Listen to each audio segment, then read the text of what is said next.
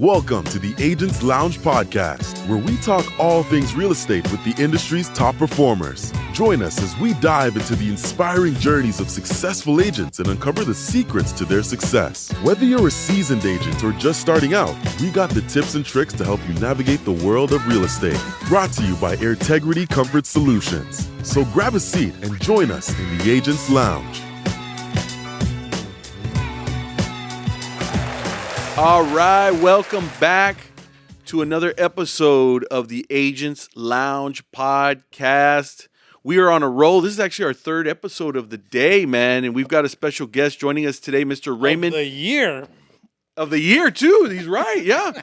Because this guy was on freaking, like, what do you call that again? The sabbatical. Sabbatical, that's right, yeah, for the whole month of January, so we're playing catch-up. 30-day sabbatical. That's right. So we've got a special guest joining us today, Mr. Raymond Fuentes with Southwest Funding, a better way to mortgage. Is that right? Yes, sir. Absolutely. Welcome to the show, Raymond. Thank you for having me, guys. Well, welcome to the Agents Lounge. Normally, we're talking with real estate agents, and believe it or not, you are the first lender. Wow. The first lender to grace this platform. Why? I guess he just doesn't have enough friends. I don't know what it is. What is it? What do you think? We don't like you? No. He's very selective. Very selective. He's very selective. Man, so I should feel special. You should feel special, even though you were the number two guy. Well, we always interview realtors, and we're like, well, how come we don't get an expert in the industry as well? That's not a Dude, we've been realtor? needing this, man. We've been needing somebody to come in and drop in and give us some knowledge and some golden nuggets about the mortgage process, because we're always hearing from the realtors, which is a different point of view, right? And you know a lot of them. I know a lot. A few. You know a decent amount, but the mortgage banker angle is a different angle. You're dealing with different things. You have your head in the numbers a little bit more, and you have to, some of that stuff is very black and white, and you're the one that gets to decide approved or not approved. Pretty much. Right? And if it's not approved or if it is approved, what are the details? Right. That surround that, right? So we'll be talking a little bit about that because there's different categories that you have to worry about. Let's just dive right in. Let's dive right in. So first of all, give us a little bit of your background. How long have you been doing this? How long have you been with Southwest Funding? Do you have a team? Is it just you? Give us a lowdown. So I've been in the mortgage business for, 2008, 9. I started off doing credit repair initially. And so I had clients that, we would help get them in a position to buy. They'd come to me, hey, my realtor is not calling me. My lender is not calling me. Can you help me? You already have all my stuff, right? So that's how I got in. I went and got licensed and started helping people. They went full 100% mortgage probably around 2018. Okay. So I've been with Southwest Funding since 2015. Okay. But what were you doing then? What were you doing between 15 to 18 for Southwest Funding? Well, both. I was doing both. Okay. Yeah. Okay. But what happened in 2018? You went on your own is what you're saying? Well, no, I went full on 100%, got out of the credit repair business. Oh, Yeah. Got you. Okay. So you still had your foot in that Right. a little bit. Correct. Yeah. Mm-hmm. But 2018, you're like, this is all we're going to do now. We're going all in on the mortgage Going thing. all in, man. All in. Wow. Okay. Awesome. So 2018, 2019, the market was great. And things were moving along really nicely. And then, of course, we had this little hiccup in 2020, right? Little Small hiccup. Things got a little flipped upside down. Tell me about what those couple of years, what was 20 and 21 like for you as a mortgage lender? Man, it was surreal, man. Did you sleep? No. It was Very surreal. little. It was like watching a movie, all this stuff coming down, being considered, getting permission to be able to go to the office, driving to the office and no one is out there, literally no cars. I have this one story where me and a friend of mine went cycling downtown San Antonio, middle of the day, not one person, just birds. You could actually hear the birds chirping. It's pretty crazy to consider midday during the week, no one downtown. So, it was a little surreal. So you're telling me you weren't scared? You were still living your life? Man, I would go to the office every day. I'd cycle. You were cycling with a mask on? No. Man, you crazy, man. Believe it or not, there was people out there cycling with a mask. I know. No, believe it or not, I saw it. Yeah, we all saw it. Absolutely. I didn't make a lot of sense because I need my oxygen, bro. I need to breathe, you know. Well, I think, people just didn't know what they didn't know, compared to today. But I mean, as far as business goes, we were still taking apps. People were still looking to purchase, so, the difference is just not that many people out there. So, yeah. No, what I noticed was that people are at home. They can't go anywhere. They're realizing, okay, man, this is not enough space after all. And I got nothing else to do. I'm still getting paid. Let me go to Zillow. Yep. Dang, those prices are great. Wow, the interest rate is great, right? And so we had this huge influx of people that were moving around and buying and selling, and it was just totally nuts. It was just total chaos. With the economy and the rates going down, Fed doing this, that, or the other, I mean, it drove a frenzy of people out, to go buy properties, which increased, the pricing on homes, people making offers over $100,000 list price, which is very, very crazy. I mean, I did a loan at 1.99%, God, crazy. Was that your own? No. I wish, right? He locked in a few investment properties. No, it was a VA loan at 1.99%. Crazy, man. I mean, we'll never see that in our lifetime again. Nah, we won't. So then let's go down that route. Right now, we're living in a time, we're at the time of this recording, it's early 2024. The rates are quote unquote high because we got real spoiled with those low rates. Now, when you zoom out, the rates are not high. Right, my dad was a real estate agent in the late 70s with Century 21, and he told me the rates were around 20% at that time. Crazy. And so now the house prices were very affordable, though. Right. So they could do an interest-only loan, and they could still make it happen. Right. Today we've got higher interest plus very high house pricing. Right. The prices are inflated. But how are you navigating that? Because the majority of people are really still kind of with that mindset of, man, the rates were so low, and I'm going to wait for them to come down. And what is your wisdom and guidance on somebody that comes to you and like, Raymond, I want to buy a house, but I'm going to wait for the rates to go down, man. What should I do? So when I first got into the business, the rates were where they're at right now. So, I mean, it's nothing new to me. I've seen this before. The difference is just the cost on the rate, right? Everybody's paying points. It's kind of leveled out a little bit, and, it's a little bit more affordable to be able to get, a rate with not having to pay points. I think we need to readjust and not focus so much on the lowest rate as much as on the lowest cost, because everybody is so focused on the rate. Rates were 3-4%, like I said, 1.99. I mean, that's not normal. We were in a, in a time where it was just not realistic, to see those type of rates.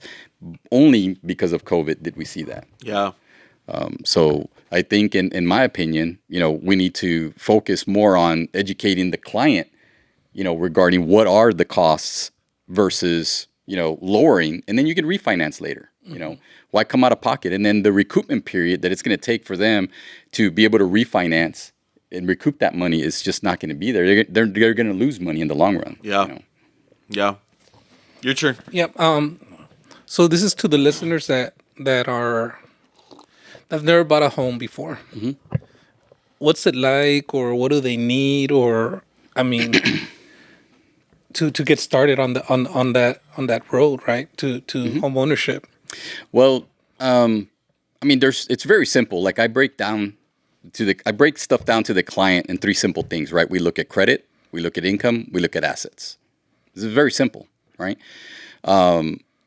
We want to find out what their buying power is. That's why we pull credit. We look at the monthly debts, right? If they have buying power, if they have a credit issue, that can be fixed. If they have buying power and maybe they don't have the assets, there's down payment assistance programs, right? But the number one thing we want to take a look at is what is their buying power. We want to filter correctly, properly to ensure how we can help that person. If we're just looking at credit score, well, we don't know the other 2 things, which most loan officers, that's what they tend to do is focus in on the score. Mm-hmm. And that's great. But as far as being able to help someone, right, the first thing is, hey, just fill out an application. Let's have a conversation. I think we need to get a little bit more old school. Most people have gone to the point where fill out the app. Here's the link. They take 5 minutes in conversing with the client and don't really break stuff down to the client. Man, let's get a little bit more old school. Come into the office. Let's spend a little bit more time with the client. Let's create a plan to get them there. If they have a credit issue, if there's an issue with assets, let's create a plan to get that client. But fill out the application, get the documents, review everything with them, and take the time to review these things. Because they're buying a house. I mean, it's a pretty big deal. Yeah. Right. And what do you mean by assets? Well, funds, in the bank. Maybe they can get a gift. Maybe they're selling a property and they need the funds from the sale of the property to put money down or to pay for closing costs. Got it. That's good stuff, man.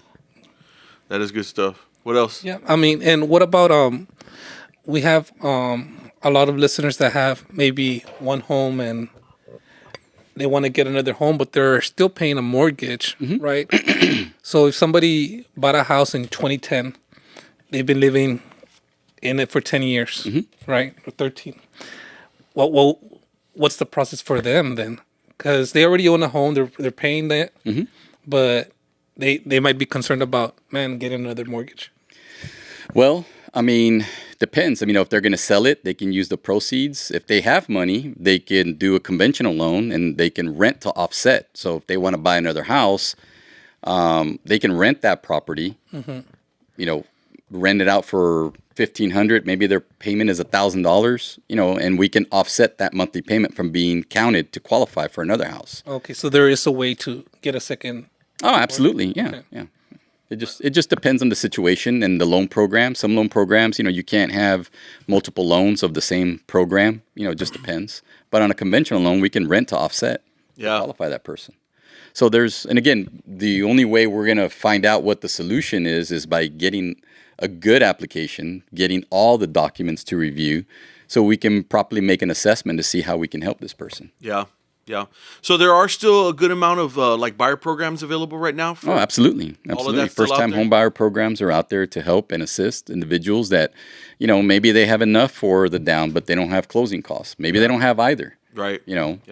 So there are programs out there to help individuals. And what are you seeing right now? What's kind of the minimum score right now requirement? Well, we could do an FHA or VA loan, 580 and above. In some cases, you can go down to 500. But obviously it's a little bit more costly to do, the lower. They need a bigger down payment. Like FHA was going to require 10% down, under 580. Yeah. VA is still 100%, but the cost for, the rate and closing costs, obviously are going to be a little bit higher. Right. Yeah, absolutely. So there's still a lot of options. If you're kind of like, man, the rates are too high. There's nothing available. That's not true. You can still work with people. There's still a lot of options. Oh, absolutely. Flexibility, different things. Some of them VA, some of them not VA. You can pull out all kinds of stuff out of your little bag of tricks. Oh yeah. For example, if somebody has a 401k, in most cases they allow you to pull X amount of dollars depending on the program that they're under with their 401k. They could do a hardship withdrawal and pull out enough funds for their down payment and or closing costs, or even both. There you go. Gift funds. I have a lot of clients that get gift from their parents to purchase homes. Yeah. In other instances, maybe somebody wants to buy a particular home and they use their parents, as a non-occupying co-borrower to utilize their income to qualify for the house, whereas them by themselves wouldn't qualify. Dang, man. I'm That's like interested outside the box way of doing it. Yeah. Wow. I'm interested in hearing a story like, what was the one where there was no hope and you got them to the finish line? Or Well, I just was it yesterday, day before yesterday? Wednesday. Closed the loan. Gentleman back in March, April, somewhere around there, was working with a different lender. They pulled credit. There was an issue with the scores. Not being able to pull a particular bureau for whatever reason. 4 months go by. Just going back and forth. No answer, no solution. Realtor referred them over to us. It took about 30 to 45 days to figure it out, but we were able to figure it out. We communicated with the client regarding the bureaus and how they work. Yep. We utilized our credit servicer to find a solution, because a lot of lenders or loan officers may think that you need 3 scores, right? Yeah. But you technically don't need all three. You just need to make sure that the bureaus are pulling the data, you know. So in this particular instance, we were able to help that person pull data correctly, even though there was no score on one of the bureaus. We were able to move forward. We closed 2 days ago, and we utilized the down payment assistance program. Nice. That person got $1,500 back at closing from their earnest money. So Wow. On a down payment assistance. right now, and the down payment assistance, yeah. Now imagine, you know, if that person had given up, if that realtor had given up, imagine how many of those people are out there that just need that little extra, Right. you know, knowledge-wise. Yep. So for me, I utilize my experience having helped X amount of people, you know, which is a lot, right?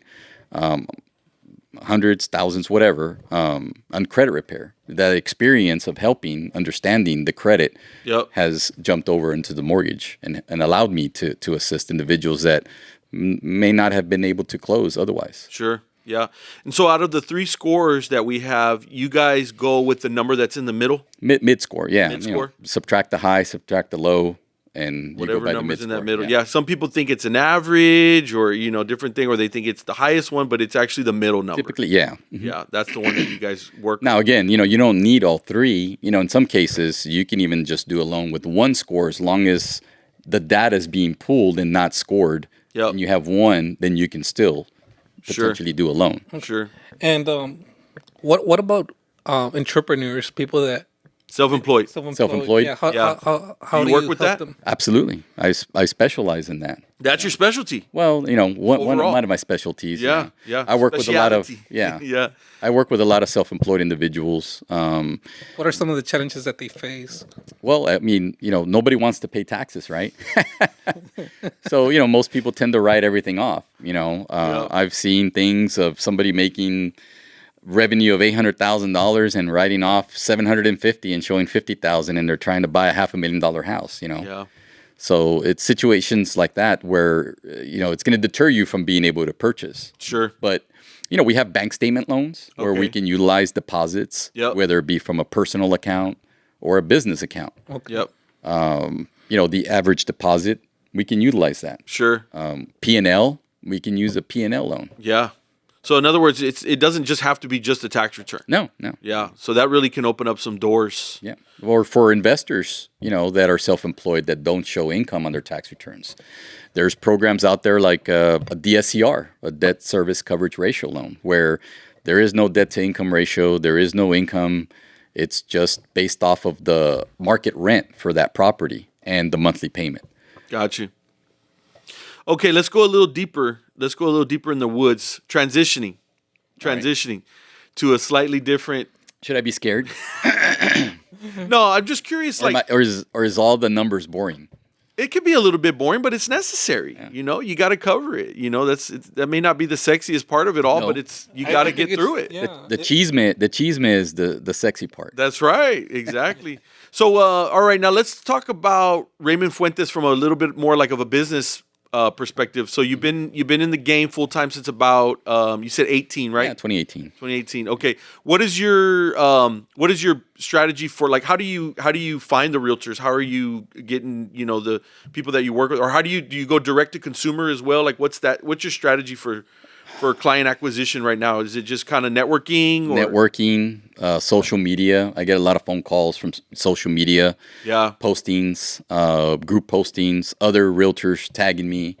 And typically the relationships or conversations start off due to, like, you know, they want a Spanish-speaking lender. So you're bilingual 100%? Bilingual. Yep, that's a big one. They're looking for someone to help a client that has an I-10, you know, which is an individual tax identification number. So, you know, I mean, you go and search some of these groups, you know, Spanish-speaking lender, I-10, you know, I pop up on there. Ah, okay. So that's one. Yep. You know, consumer also, you know, I get a lot of phone calls from our Google listing, local Okay. listing. Okay. Yeah. You know, we have over 100 reviews in there. I started working on that maybe a year and a half, 2 years ago. Nice. You know, which I think everyone should have their Google listing. Yep. You know, It's a big deal. And you should be Huge. collecting reviews. reviews, man, reviews. Huge. I get phone calls literally almost every day from From a Google search. a Google search. Yeah. It's huge.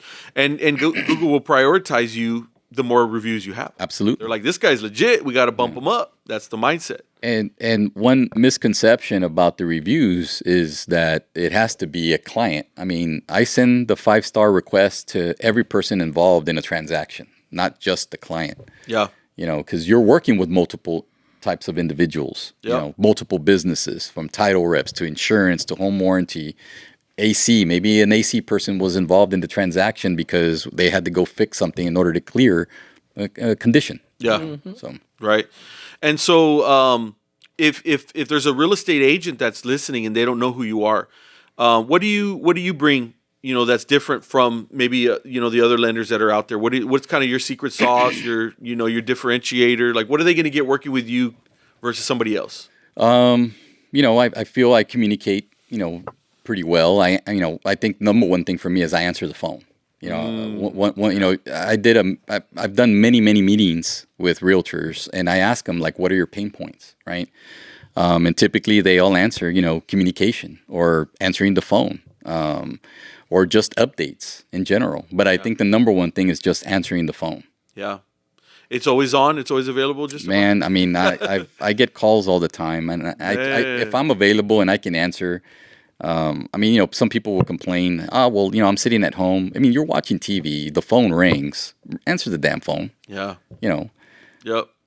And that's my opinion. You know, I know other people's, you know, they're set up where, you know, I'm not taking calls after 6 o'clock. Yeah. You know, how about you? Do you take calls after 6 o'clock, Francisco? He doesn't take them during the day. He doesn't take them during the day? But that's why he has a good team. Yeah. When I started, that was one of the biggest issues that I had, is that a lot of people have my personal phone, and they would call me all the time, and it kind of created some stressful situations for me and my family. So now I try not to give people my phone, because my focus is mostly on the business management, right, and the ownership and training. And he's trying to work more on his business rather than in the right. business. Yeah, it's one of now, those. thank God, I have somebody that answers the phone all the time. There you go. And I tell people, look, don't call me, because if I don't recognize the number, I'm not going to answer it.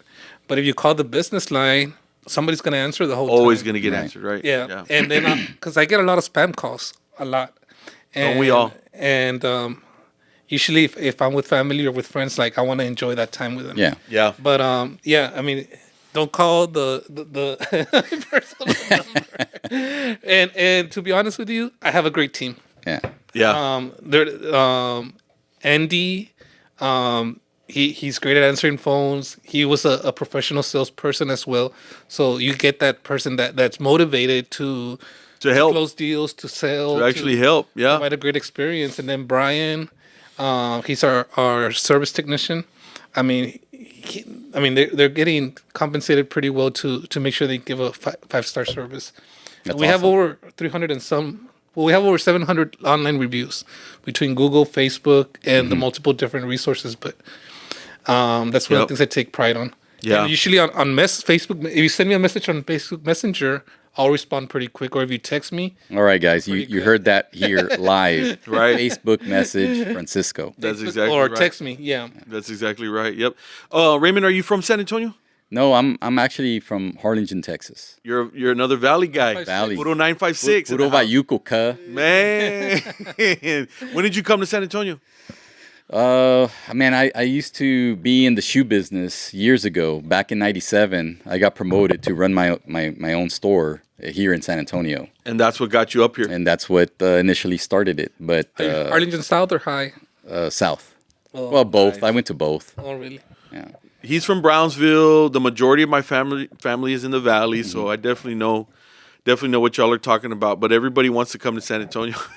Everybody that grew up there, most of them want to come to San Well, they want to leave. They just want to get out. That doesn't matter where you go. You Yeah, just want true. to go, right? That's just San Antonio's kind of the next. Yeah. The Do next you help stop. a lot of people from the Valley?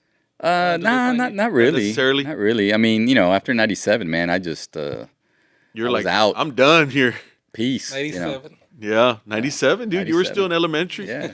Pero no. And how about, tell us about your family life. You're married. You have kids. Yes, married. My wife Sarah. How long? We've been together since 2001.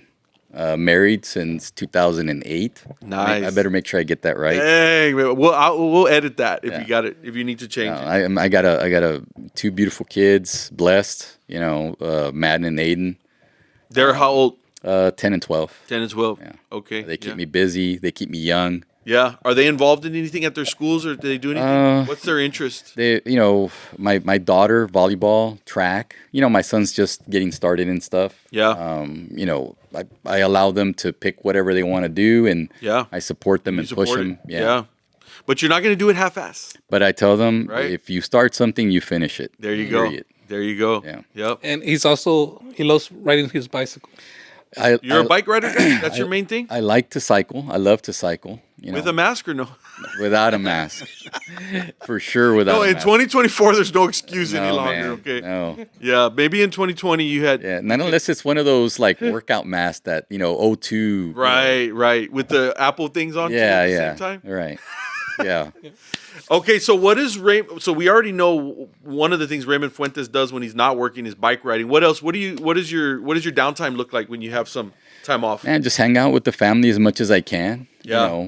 This business can be, a little Draining? Yeah, draining. Yeah. Emotionally, mentally, physically. Yep. So Especially with all the roller coaster that roller we've been coasters, on. man. Files, sometimes they have their highs and lows. You could be great one day, the next day something pops up and you got to go and take care of it. But, I wake up every morning at 5, I'm at the gym, de-stressing. It's me time. Yep. I think we all need some just me time. Yeah. Whether it's at the gym or something. Yep. Yep. I always see his photo. They pop on my Facebook, and it's always the 5 a.m. photo. Dang. Now, to get up that early, what time do you have to go to bed? It varies. Are you an early to bed kind of guy? No, lately I've been trying to adjust, getting a little bit more sleep. You know. Trying to No, I get those sleep. viejito hours a little bit. going? Dude, I used to. It's like I sleep after the workout. I sleep after the workout. He does the photo at 5, and then he goes back to And then I go back to sleep. Yeah. But you still made your point. I got up, I worked out. Now whatever I do. No, there's videos. There's proof that I actually did something. That's awesome. No, that's Now awesome. the cycling, same thing. So cycling I picked up back in 2013. Okay. But I liken cycling to mindset training, Sure. right? Because if you cycle 20 miles, you go out 10, you got to come back 10. Right. You cycle True. 60, you got to go out 30. Yeah. You got to come back 30. True. So it's Not a one-way thing. No. Yeah. It's a mindset, that it takes to be able to do that. That's a good point. Yeah, I like that, man. That Have is you ever awesome. called your wife, hey, pick me up? Like 3 times. I went too far. No. I'm not gonna- And honestly, man, every single time. Well, look, actually, one time was because of my bike. Just I couldn't. It crept continue. out on you. 2 other times, I just pooped out, man. And it was more mental than physical. Yeah, sometimes you're thinking about work. I used to be a runner too, and you have negative thoughts. You're not gonna be able to run 20 No. miles, but you have all those positive thoughts in the very beginning. Yeah. One suggestion is don't go out with a group of 20 people and then call your wife to come pick you up because you'll never hear the end of it. Those are your true friends. Yeah, those are my true friends. And okay, last question, Raymond. What's y'all's favorite getaway? Like, do you have a favorite vacation spot that you've been to? Or are you more like a simple, let's just go to the beach, or Just beach, Hill man. country. Yeah, beach, really, more than anything else. you're a beach guy? Yeah, You like the beach. beach? Which one? Which one would y'all well, go to? South South Padre Island or Port A or those? South Padre. Yeah. But Do you we were fish or no? Are you a fisherman? Yeah. I grew up fishing. Every Saturday, Sunday, we'd be out there, South Padre, seawall, or out there fishing. I'm Nice. excited about that new bridge that they're making to go from Rio Hondo to South Padre Island. Really? That's gonna be nice. Oh, I hadn't heard that. Because now you don't have to go to Port Isabel. You can go through the backside. Yeah. Ah, They just got approved this year. nice. Through what is it, Laguna Tasosa? Yeah, probably. Yeah. Nice, back. nice. You got any final parting words for us, Raymond, before we wrap up? No, man. This is my first time on a podcast, so I appreciate You you, did guys great. having me. You're natural, bro. I got to loosen up a little bit, I guess. I'm a little tight on this. I do have a question before we leave. Okay. You see, how do you see the market moving in the next month or two, or maybe year? What's No, your and again, this is all opinion based, right? I mean, I'm not an expert at reading tea leaves, or crystal balls or anything like that, right? But we were talking earlier, and we were talking about a client or realtors in general, right? And how we go out there and we're promoting, lower rates and what the rates are going to be or whatever, right? Yep. I think, sell, I'm not saying sell, but like communicate to the client what's going on in the market today, because we don't know what's going to happen tomorrow, right? And so, you can set unrealistic expectations by telling someone that rates are going to be in the threes at the end of the year when they may not be at the threes. And so that client may end up waiting and they end up paying more for the house, because any house today that they buy is going to be worth more later. Yep. Right. So When everybody's shopping. yeah. And I think, just be realistic, set proper expectations with clients, and stop reading tea leaves, Right. like Fortune cookies. Yeah, I mean that I think you set unrealistic expectations with the consumer out there. No, I think we need more realtors and we need more lenders to be able to say, I don't know what the future is going to hold in this thing. I can tell you an what's honest going on answer. today. I can give you options for today. That's right. But what's going to happen in a month from now? Right, right. I mean, are rates going to be at threes? Probably not. Yeah. Probably not. And if you go on social media, you're going to come across a wide range of stuff, but the majority of those people are going to be kind of full of it. And I see a lot of realtors that are on there, and I see lenders that are on there, and they're speaking like it's gospel. Like, guys, this is gonna happen by the end of the year. Just kind of to your point that you were saying, right? I'm gonna give you something on that. Okay, go for it. So realtors, lenders, no specific anything, right? So for us, so if you drive by a billboard and you have a particular bank promoting a particular rate, Yeah, you're always going to see in small, fine letters the assumption of what they're promoting, yeah, right? Well, we are held to that same standard, but yet you see people posting rates. The rate is this, the rate is that. right. And so I think for us that are seeing these things, right, whether it be the consumer or other lenders, I mean, we need to start asking and questioning, okay, so what does it take to get that? Sure. Don't just post the rate, but post the assumption. You go to any lender's website and they're posting a rate. Yeah, They're going to tell you need to put 40% down. You have to have a 780 credit score. You're going to pay X amount of points. Yeah. Very Right? deceiving. Yeah, it is very, very deceiving. For sure. So I think we need to be more transparent, yes, in our industry. yep. Yeah, we Very have true. the same issue in HVAC because we'll see those, hey, get a new AC for $4,500. I was like, man, well, the unit alone costs $3,500. There's no way that they're selling them that because it's not that you need the unit, the labor, the refrigerant. Maybe you have to all the rewire other it from a parts. 3.5 ton New to a concrete 5 ton. slab, new Yeah. thermostat. So they don't tell you that they're only selling you like half of the unit. Right. But yeah, that's a good point. And then people expect that. Yeah.